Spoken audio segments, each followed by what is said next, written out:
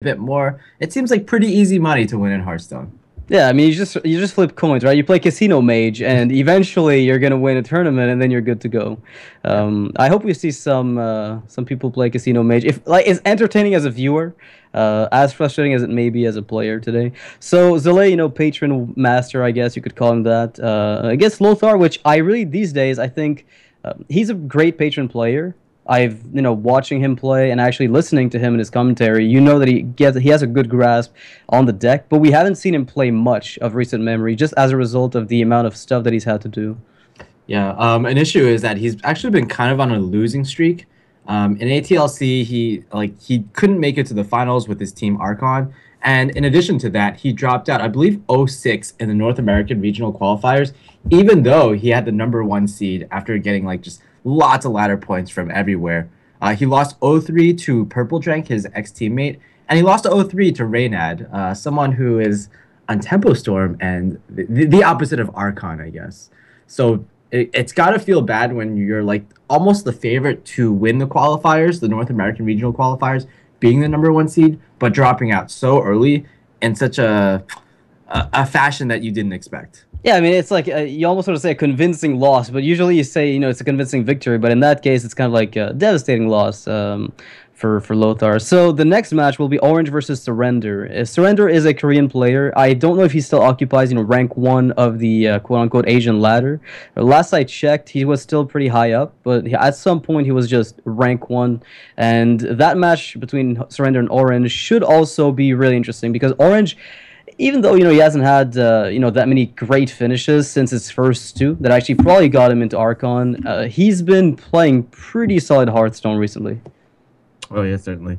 Well, we're actually going to go into the first game right away. It's going to be Lothar versus Zalae, and this is going to be a pretty interesting matchup. Lothar with, it looks like somewhat of a control priest, a deck that we haven't really seen lately, versus the standard typical patron warrior from Zalae.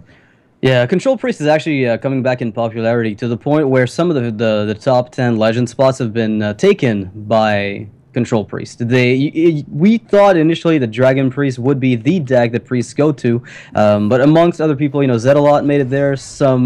I forget the name of the player who got to rank 6 with Control Priest as well. Strictly Control, nothing special. And Holy Champion that we just see here was actually a staple of that climb.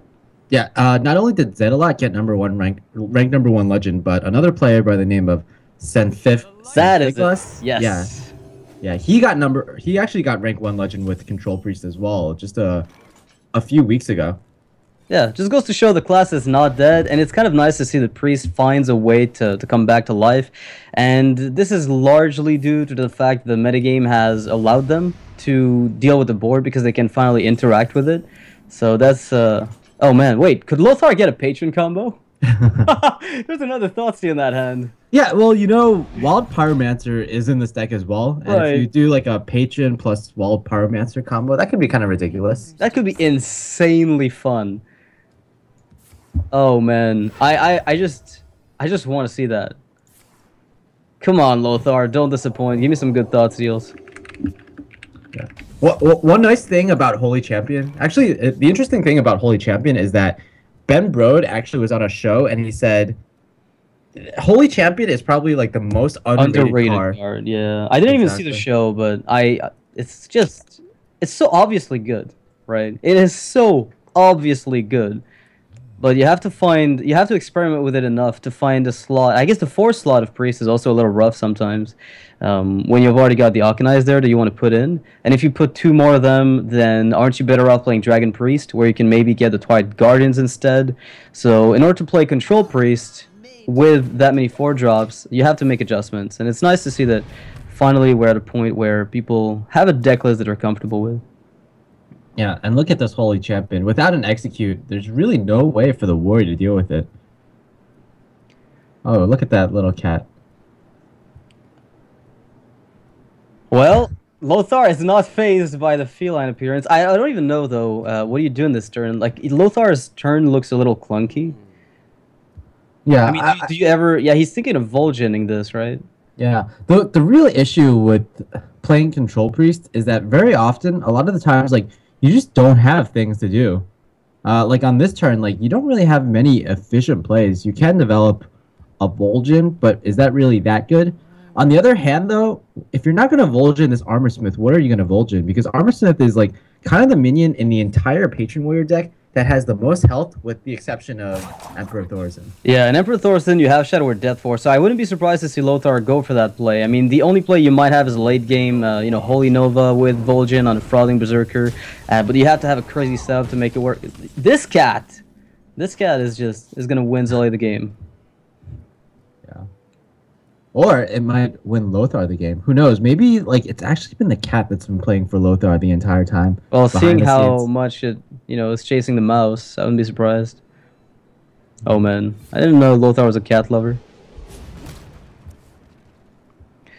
Still, a lot of pressure from the priest, but the amount of armor that Zalae managed to get so far.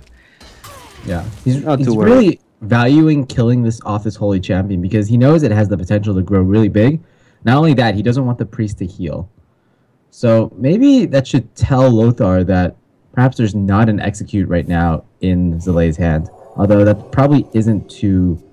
It's not too telling yet, right? Like, you still don't know whether there is or isn't. Would you execute that minion? Would you have executed the 3/4? Yeah, probably not, I guess. Yeah, it really depends, because it depends what you expect the priest to have. I think there's a really good argument to holding on to those executes for, the later game threats that you expect from a deck that can now afford to be as greedy as Control Priest. Yeah, we see a pretty interesting card here, Confessor Peltris. We've heard even players like Zalae say that really the Confessor Peltris, compared to Ysera, they're kind of interchangeable. I think Zalae right now prefers the Ysera, but it wouldn't surprise me too much if Lothar was playing both. That being said, it might not be too smart for Lothar to play both against Zalae, who's kind of known for playing Patron, Druid, and Hunter. Those are kind of his 3 go-to decks. Yeah, and if you play Confessor and the Ysera, then that's going to curve your deck up a lot, to the point where if they ever get tempo on the board, you might be stuck with an even clunkier hand than Priest typically has. Alright, so there's definitely a good argument for, killing the Frothing if you're afraid of anything. I mean, Wild Pyromancer could be kind of funny, but you've seen 2 Power Word Shields, so maybe Wild Pyro is not the biggest of your worries. Yeah. What is your play here? Do you Acolyte? Well, actually, I think if Zalae can somehow deal with this board, I think Emperor Thorson is, like, this is pretty much the best Emperor you're ever going to get. You have a War Song, you have a Frothing, you have an Unstable Ghoul, you have a Whirlwind, a Grim Patron. Those are exactly the cards that you want to discount with your Thorson. Yeah, another question is Zalae going to go for the Patron turn? I mean, he's got the opportunity, but when you're looking at his hand, it seems really all-in to not pick up the Emperor, as you mentioned. Oh my god, he's going to go full value on it next turn. Lothar, you better pick up an answer. Well, there's always the Shadow Word Death, but...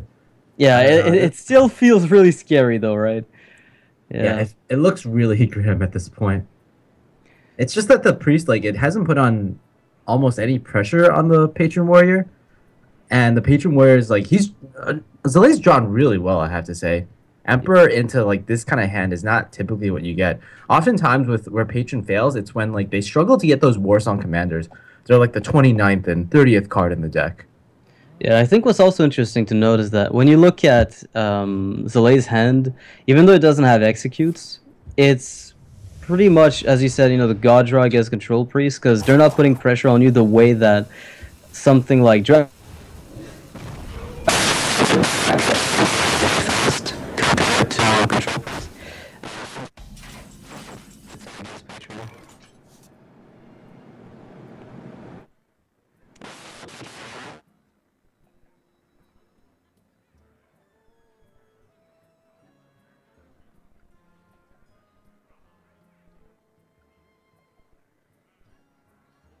What now?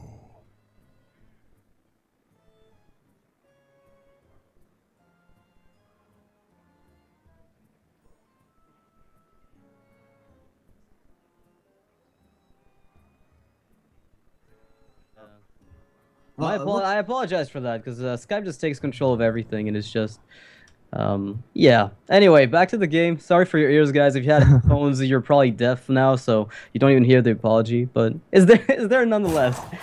Take it for what it's worth. All right, so we're gonna go back to the kind of the same situation. Zalae has like kind of a god hand. He just needs to sell out for a little more mana, maybe some more minions on the board.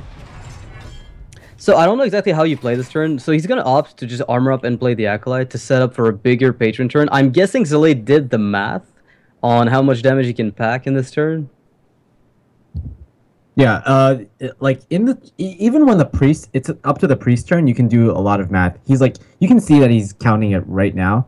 Well, let's do some counting actually. I don't know. He looks like he's singing. Maybe he's singing the math. Maybe he's just that kind of guy. Yeah. Zalae looked like he was just enjoying a great song. We're going back to Wild Pyro. House Rock. Wild Pyro. We need to draw cards. We are looking for a Wild Pyromancer more than anything else, I think. So, I mean, if he picked up a Wild Pyromancer, like, technically, he could next turn go for a, Circle of Healing, Battle Rage, another Circle, and that would buff the Frothing to unbelievable heights. And there's a chance Zalae plays greedily again, and it actually ends up not killing off the Frothing because he thinks he needs the extra body on the board to kill his opponent. Oh, that's gotta feel bad. You're forced to pretty much Battle Rage for 0 because you have too many cards in your hand. Yeah, never mind. The Wild Pyro looks a lot worse now. Is this lethal? I think Zalae would know. Yeah, it looks to me like between the amount of minions that he's got and the amount of whirlwinds, we're talking 3 whirlwind effects with a full patron board. It looks like a lethal. Yeah, he was just pretty much waiting for all the mana, and now he can pretty much play everything. Yeah, and Lothar's like, yep, thumbs up, nice job, Zalae. I didn't see that coming from a mile away. Yeah, Lothar is kind of one of the saltiest people when it comes to patrons. And like, he complains a lot about other people playing patrons incorrectly, but when he loses with patrons, it's almost even worse. You can even look at Lothar. He's like, oh, I'm not gonna watch this. Yeah. I know you won. What a fun and interactive game is what Lothar is thinking right now. I love when he says that kind of stuff. But that's Lothar in a nutshell, right? Yeah. Oh man. Fun and interactive deck, definitely. Yeah, I actually think Patron might get changed a little bit, but to be honest, I think the deck is as balanced as it's ever been. There was before TGT, I think the deck was a lot more problematic because literally nothing could give it a run for its money. Whereas now, I mean, you see a lot more decks able to compete with it. Oh yeah, like especially the new Dragon decks. Yeah, are just pretty strong against it. Twilight Guardian, Chilma, all pretty strong cards. Yeah, I agree with you. I think it's to the point where it's hard to justify nerfing Patron, where you look at the deck and it feels fine. And the stats, as you mentioned, they're kind of skewed. You presented me the stats last time saying, well, Patron is not winning that much Noxious. And, apparently Blizzard echoes that exact analysis based on what they've got internally as well. So it looks like the deck isn't performing as well as it should based on what we know of it. But for some reason, it still feels like it's the strongest deck in the meta. Yeah. Well, this is interesting. Yeah, I'm looking at a Mali lock. I also want to point out that we saw a lot of Malagos Warlock. Last time I casted this, we saw Malagos Warlock from 2 different players. Cypher and Stanudachi, if I'm not mistaken. All right. These are going to be 2 very interesting decks. We'll start out with Lothar. Oh my god, go ahead. Yeah, Lothar's playing kind of like a control hunter, and it's kind of been popular at the very, very, very tops of ladder about 3 or 4 weeks ago because it just counters Secret Paladin like completely. Wild Pyromancer, Hunter's Mark, and Flare just like completely stop Secret Hunter in its tracks. You just like Hunter's Mark and Wild Pyro, the Mysterious Challenger, and then you Flare, and you're like, oh, I guess I win right there, and then.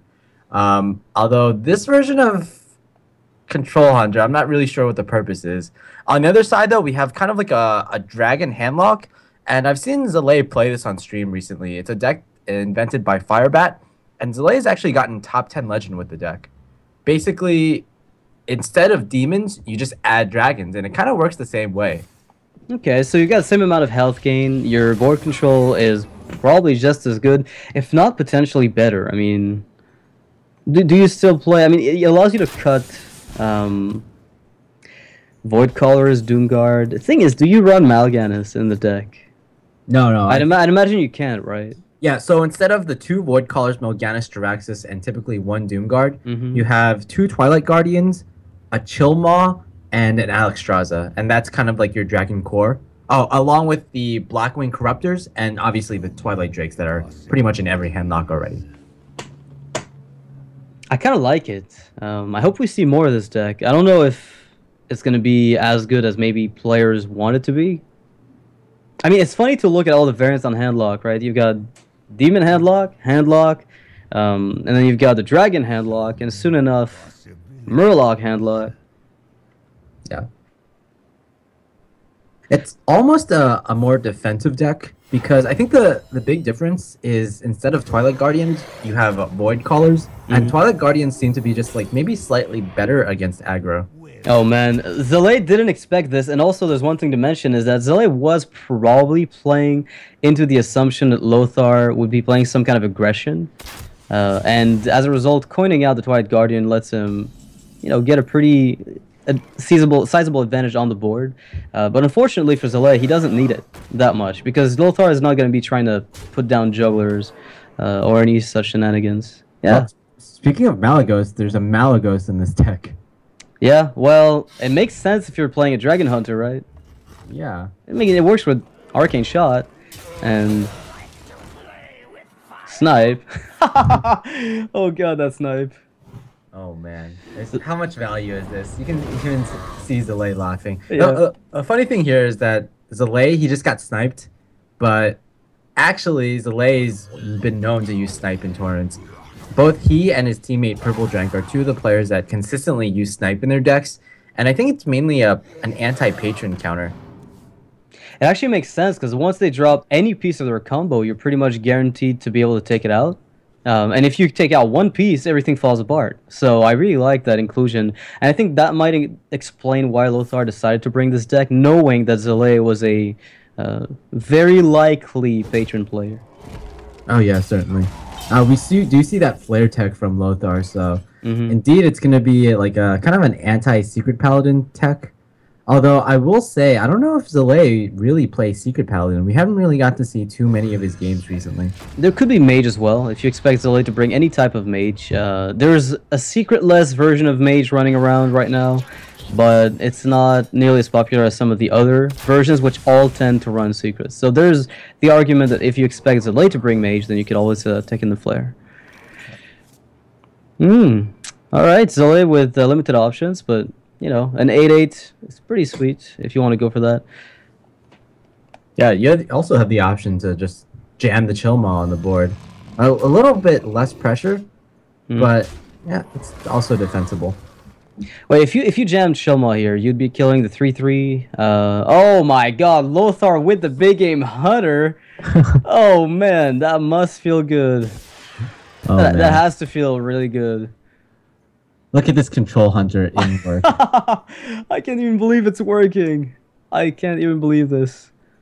Zalae's just going to have his mind blown in a second. Yeah. The one thing I'm questioning is the inclusion of Emperor Thorzen in this deck list. I understand like it's kind of like a combo deck with Arcane Shots and Malagos, but if you just look at the hand size from Lothar right now, it seems like you never really get to discount too many cards in your hand with this deck, given that Hunter, it just generally doesn't have too much card draw. Alright, so let's think about the reasoning behind bringing the Emperor Thorzen in the deck. And I think it kind of goes back to exactly what you mentioned with the combo. Is there another reason to do so? I mean, weapons don't strike me as necessarily good to lower. Malagos on its own is good to lower. If he's playing high mains, which would be kind of weird, but I mean, it's still a decent card to include in any Hunter deck. Yeah. I think I figured it out, Noxious. Go. He just really wants to play the Starving Buzzard Unleash combo. Oh my god. As cheap as it was before. Oh man, Lothar. Does he play Faceless then? Because he kind of has to. I mean, how do you pull that off? You need more than 1 round of discounts. Oh yeah. You need a hell of a lot more than 1 round. Come on, pick up the quick shot. Nope, not quite the quick shot. If he picks up a quick shot here though. That's gonna be even arcane shot's great. Cycle Hunter. Okay, never mind about this deck not having enough card draw. There's like all the card draw in the deck, I guess. Yeah, I mean Lothar did, because this is a big weakness of Dragon Hunter, right? Like the biggest weakness of it by far is its lack of card draw, consistency at least. So Lothar decided to go with a much more card draw driven approach, and it's working out. I mean, he still has a decent hand size considering. Zalae hasn't been tapping much as a result of facing off against the Hunter. He's worried, and Lothar gets to capitalize on that. Yeah, we can see that Zalae's already at 15 health, and that's kind of in a danger zone when it comes to facing off against this, I guess, Malagos Hunter. Just generally, Hunter has a good matchup against Handlock, but in this scenario, it's kind of a little different. Because Zalae is so low on health, he's going to be very vulnerable to sort of a Malagos Arcane Shot combo. We know that Malagos Warlock against Handlock is typically a really good matchup for the Malagos Warlock, so I don't think it should be any different when it comes to Malagos Hunter. I mean, I'm not familiar enough with the way Dragon decks work. Oh man, is Zalae just going to go all in on the aggression? And here we go, he's going to put Lothar on the back foot, but Lothar could pick up Lethal in some way. Uh-oh. Uh-oh. He really needs the Emperor activation.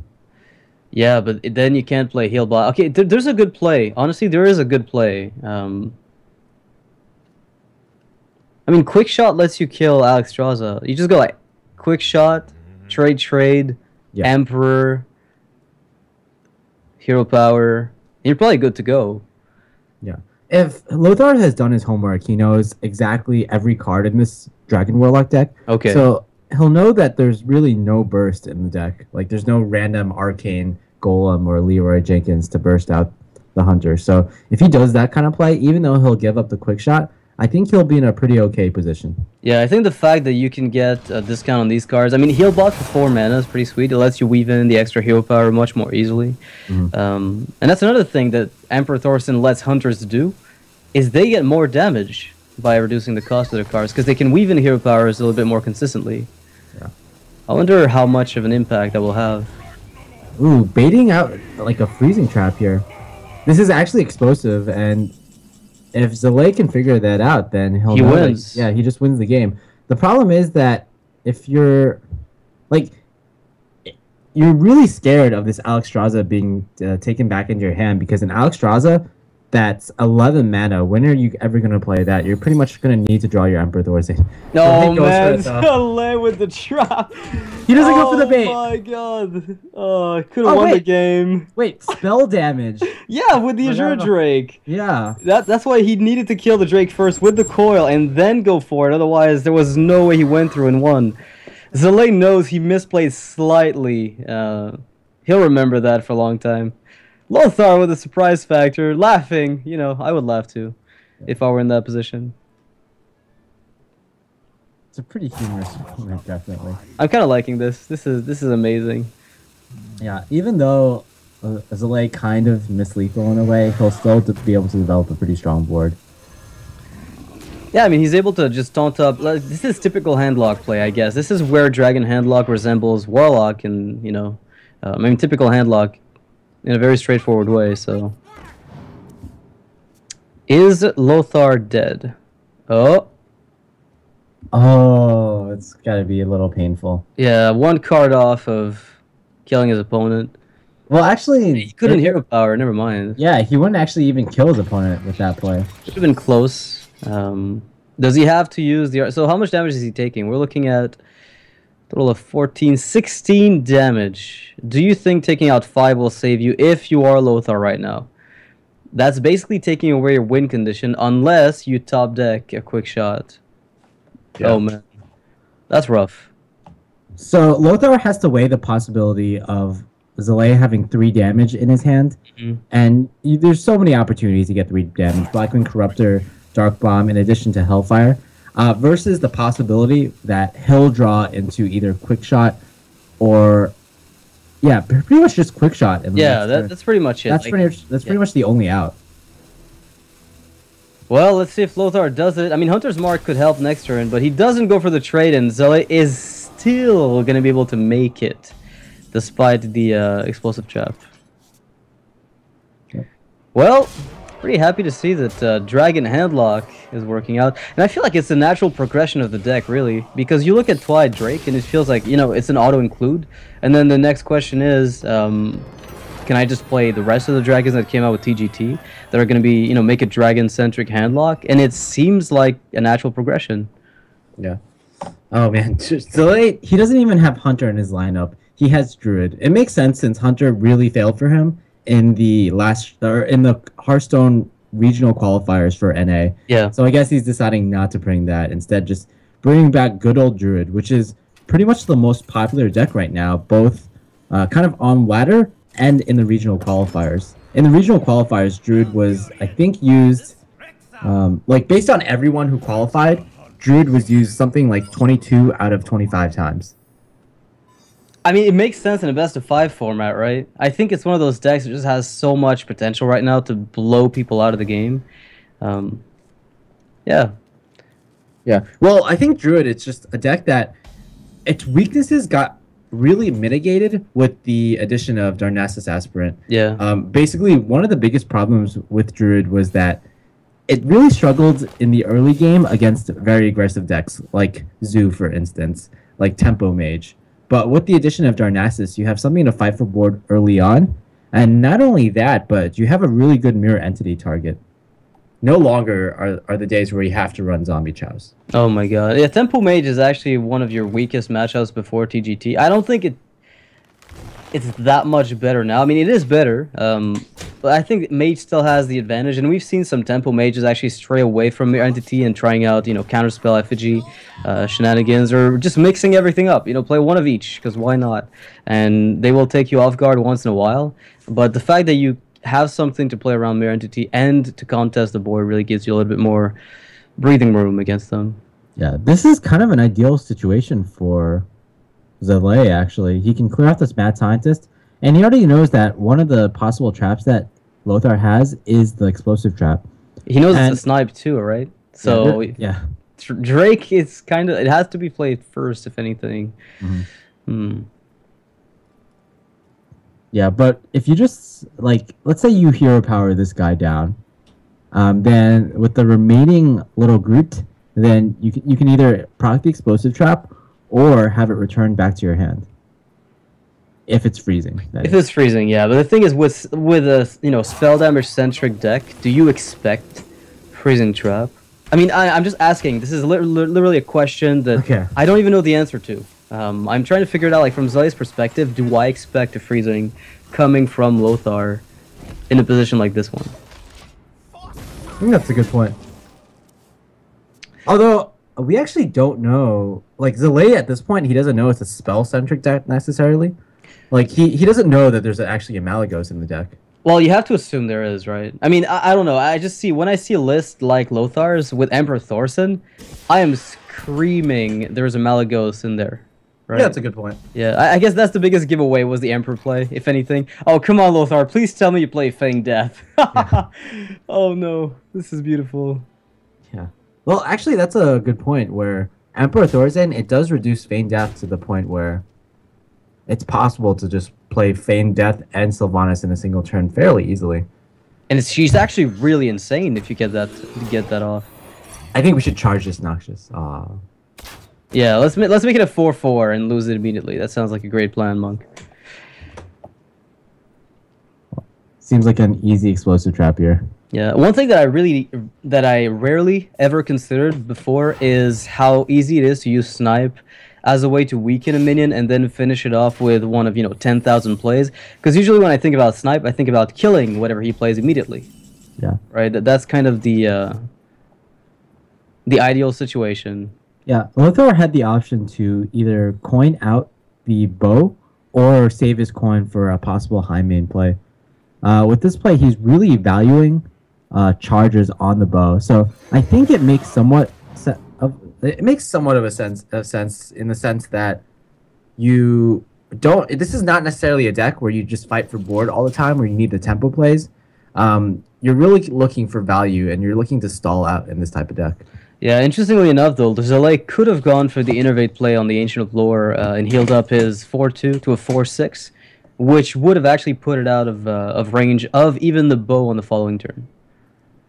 Yeah. It seems like a play you're not necessarily excited about doing, though, since like you really want the card draw from Ancient of Lore, and if you play out the Ancient of Lore into the board with an explosive trap already on it, it's kind of like you're playing a 5-3. Yeah, 5-3. I mean, you've got a 5-3, you've got a 4-4. It's usually okay to fight off against a bow, but if Lothar has something like a Hunter's Mark and the ability to just ping off the 4-4, then you lose the 5-3, and he's got 3 bow charges. That would put you a little bit on the back foot. So Zalae knows absolutely what his opponent is holding as a trap. Yeah, and I think like this is just a perfect turn for Dr. Boom. You can give up your board. It's no longer really a requirement. I like the healing, but I'm also very biased. I think it's just cool to heal. Well, he's actually going to keep it on the board. So with this kind of play, it kind of plays around high main, I guess. Right, because you keep trading potential on. I love this from Zalae. Now that you mention it, it keeps value on the board for you to trade with in the advent that he plays some kind of mid-range minion. So it's forcing Lothar to keep himself in a stalemate. And if you only get 1 minion that lives through Explosive Trap, then you're already ahead. Yeah, the problem though with it is that it doesn't necessarily play around Sylvanas. And actually, it's really bad against Sylvanas because like there's not really a series of trades you could make. You go face and you trade, and then you play Dr. Boom. Okay. I mean, you go face with the Drill Claw, and then you trade with the 5-3 into Sylvanas, and then you play Ancient of War. Dr. Boom looks a little bit better to me. But then again, like maybe you want to wait until you see the second Hunter's Mark. Huh. Interesting. Okay. That's actually possibly better. Just because that way you get to keep one of the minions and never trigger the trap, which is very consistent with his line of play. Yeah. The problem is you got to feel like you have to trigger the trap sometime, especially since you might possibly play Dr. Boom on the next turn. Or this turn, rather. And you don't necessarily want your boom bots to just die. Oh man, Zalae is being so greedy with that Drill Claw. He's like, you know what? I'm going to keep this for as long as I can, and I'll let you handle the board until it reaches critical mass, and I can just kill you. Yeah. Well, also, Zalae's already seen Big Game Hunter in this deck, and he's already seen Hunter's Marks in the deck, so maybe he's baiting out that Hunter's Mark. He's checking for it at least. He'll see whether or not it's there. If it's there, you have to expect Lothar to play it. You've already seen one played on your Drake earlier, so it looks like Lothar is scrambling for answers. And Zalae feels like he's got all the time in the world to set himself up in a position where combo will just kill his opponent outright. Nice play from Lothar. Gets to deal a sizable amount of damage to everything and wipe the board. But this Ancient of War, still a problem. Yeah, kind of telegraphing here that you don't have Hunter's Mark. I think Zalae is going to feel at least somewhat safe by playing Dr. Boom on the board next turn, even though we see that Lothar has a BGH. Yeah, he's got a great turn with Swipe Face, Attack Face, Innervate Dr. Boom. That gives him the ability to just set up a huge board for potential lethal on the following turn with Saboteur. So, if I'm Zalae, that's definitely a play I'll be considering here. Yeah, it looks pretty strong here. Normally, you don't want to swipe the face, but in this matchup where you're going to be racing anyway, I think it's going to be fine. Especially because you have so much value in your hand already. Yeah, you have the value, you have the damage output as well. You know, Dr. Boom and Savage Roar look like they could get lethal on their own. So all you have to do is get there. That's a bit rough. Yeah, and one thing I've noticed is that we haven't yet seen an Unleash the Hounds in Lothar's deck. I'm not even sure he plays kill commands. That's how hard it is to make a Dragon Hunter deck, because you need so much card draw. So you end up cutting a lot of the core cards that are beast related to make room for the dragon related stuff and some healing. So yeah, it looks like a potential 3-0 for Zalae. Lothar has no BGH target, and he has to play it slowly, but the slower you play it against this Druid, the more likely you are to give him the initiative. Yeah, what do you think about this Azure Drake play instead of going for the play you suggested, Dr. Boom? I think it's basically doing as much because you're dealing a bit more damage to the face, and you're also not exposing yourself to removal, which Lothar might have. So, you know, as you mentioned, you know, the whole playing Explosive Trap, BGH. That's a combination of plays that could be a little bit problematic. So Zalae just goes for value plays. He's not going all in at any point. He knows that if he lets it drag on, he will eventually take it. Yeah. Especially since you see your opponent, he's kind of playing a combo deck, but he actually doesn't have too many cards in his hand. So you definitely feel a little safer. Wait, there's a freezing trap in Lothar's deck. So there's an explosive, a snipe, and a freezing. That's like a prismatic hunter deck. We're missing snake trap and bear trap. We need Lothar to get sponsored by Prismatic Cup. God forbid. Oh man. Imagine if that was a rule. That would be pretty cool. I remember the challenge stone where we had like the ultimate Highlander, or whatever it was called, where you had to have one of each across all decks. Yeah, that was a lot of fun. So there's actually a challenge stone equivalent in China, and in one of their challenges it was basically they forced all the players to use monochromatic decks. So just class cards? No. So like let's say Druid, you can only play cards that have brown in them. Oh my god. Well that oh my god, that is ridiculous. Oh, there are cards without brown in them? I mean, like, brown being the predominant color in the card art. Okay. So it's still up to judges, right, to figure that out. Yeah. That's pretty cool. That's a pretty cool idea. Yeah, Lothar is in a really, really tight spot. Yeah. We should give that challenge to Brian Kibler, and then he realizes he's colorblind. And he's like, oh no, I can't complete the challenge. Is he colorblind? Yeah, he's colorblind, actually. I wasn't aware of that. Interesting.